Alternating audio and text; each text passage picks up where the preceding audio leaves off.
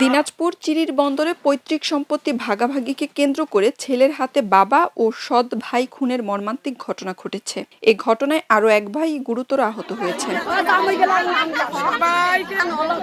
মঙ্গলবার ভোর ৬টার দিকে উপজেলার চম্পাতলী মণ্ডলপাড়া গ্রামে এই হত্যাকাণ্ডের ঘটনা ঘটে।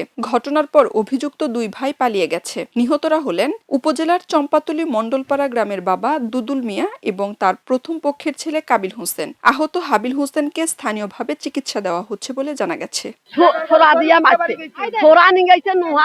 আরো কি কি নিগাইছে শালা পাকে জানে, ছেলে নিয়ে ওইখানে মারছে, খুন করছে, পালাইছে। মোর স্বামীটা পালে যাবার ধরছে, সকল পিঠি ধরিয়ে জব করছে।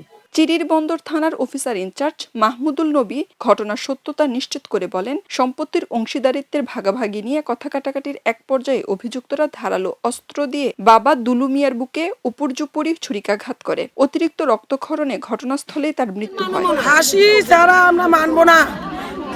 ওসি মাহমুদুল নবী আরো জানান, খবর পেয়ে পুলিশ ঘটনাস্থল পরিদর্শন করেছে। নিহত দুইজনের মরদেহ উদ্ধার করে ময়নাতদন্তের জন্য দিনাজপুর মেডিকেল কলেজ হাসপাতাল মর্গে পাঠানোর প্রস্তুতি চলছে। এ ঘটনায় হত্যা মামলা দায়েরের প্রস্তুতি চলছে এবং অভিযুক্তদের গ্রেপ্তারে অভিযান অব্যাহত রয়েছে।